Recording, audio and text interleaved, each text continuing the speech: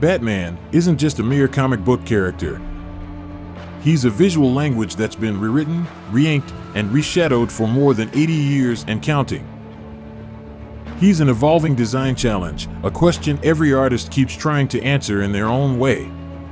How do you draw fear, trauma, and absolute control, and make it iconic enough to survive generations?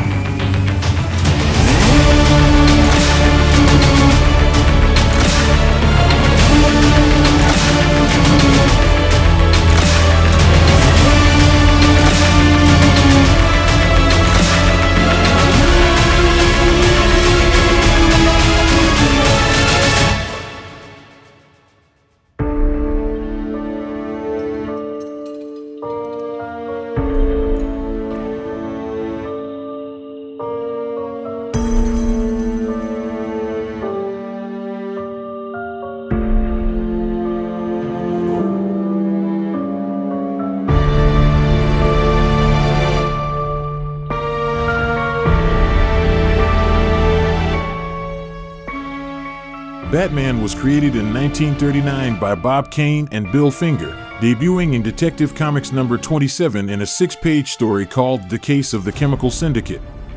Kane's first sketch of the Batman looked surprisingly generic: a red costume, stiff bat wings, a small domino mask, closer to a costumed strongman than the dark figure we know now.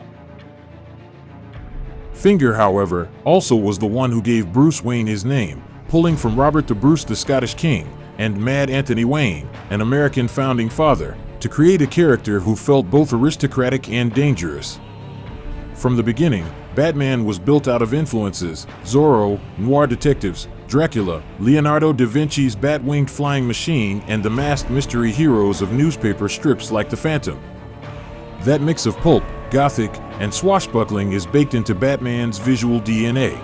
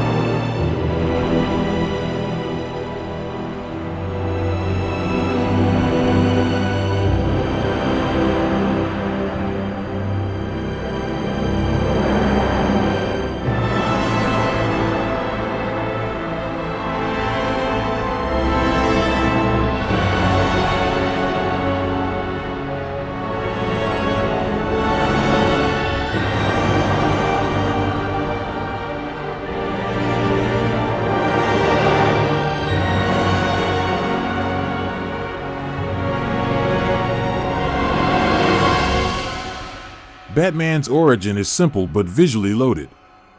A child watches his parents murdered in a street robbery and spends the rest of his life turning fear into control. Unlike Superman, whose heroism is framed as altruism and hope, Batman's war on crime is rooted in vengeance and obsession. That difference has always been shown vividly in the art. From the Golden Age onward, Batman's world is drawn as a Gothic city of shadows, alleyways, and impossible architecture. Early Batman stories leaned heavily into noir and expressionist influences, weird angles, heavy chiaroscuro, looming buildings, and villains whose faces and bodies feel distorted by their own madness. Gotham isn't just a backdrop, it's an emotional extension of Bruce Wayne. Artists use long, vertical compositions, deep blacks, and sharp contrasts to make Batman look like he's carved out of the darkness itself.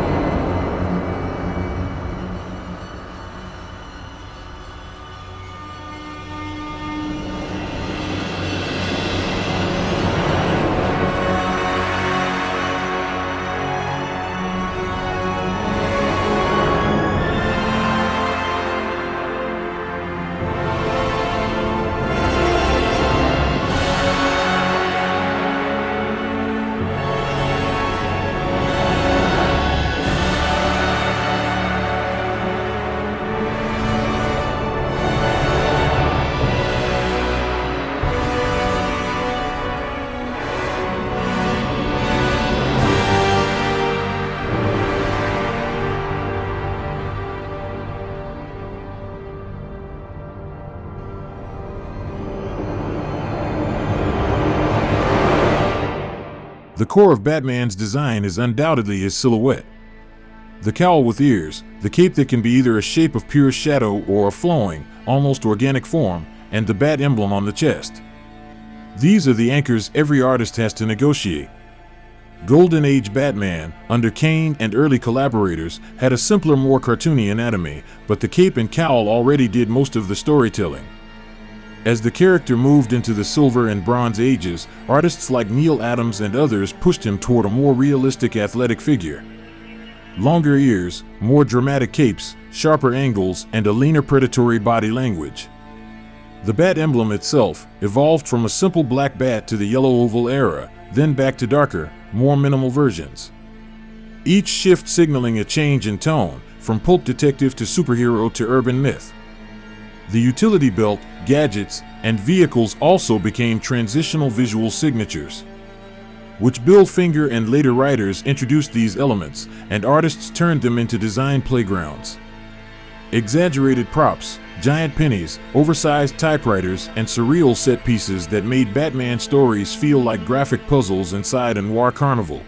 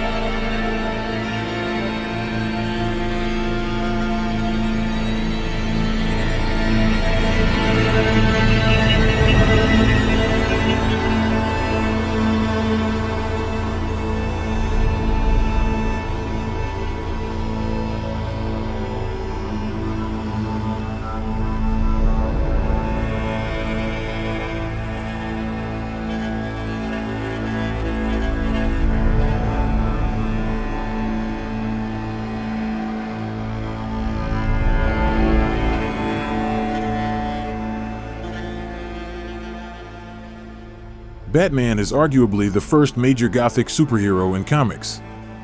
His stories lean into darkness, not just in color but in composition and mood. Panels often frame him as a creature of shadow, perched on gargoyles, emerging from smoke, or partially obscured so that only the eyes or emblem catch the light.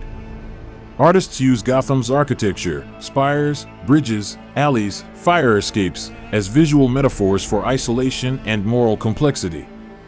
The villains are equally important to the artistic language. Joker, Catwoman, Two-Face, Scarecrow, and others are designed as visual opposites or reflections of Batman.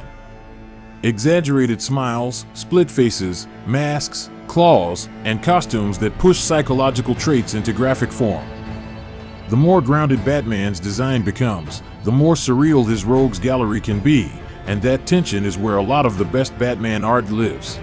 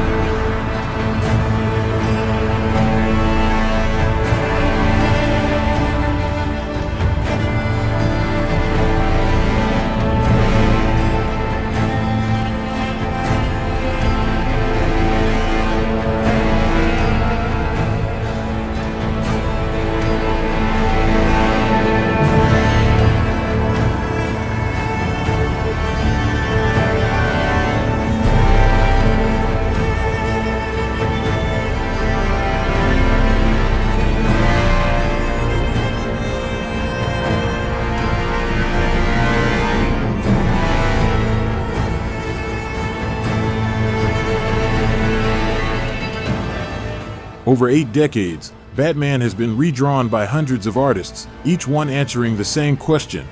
How do you make a man in a bat costume feel believable, intimidating, and emotionally complex?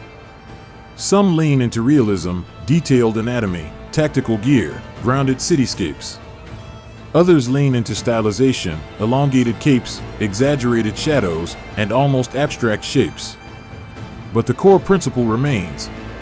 Batman is a silhouette against light. A figure defined by definitive contrast.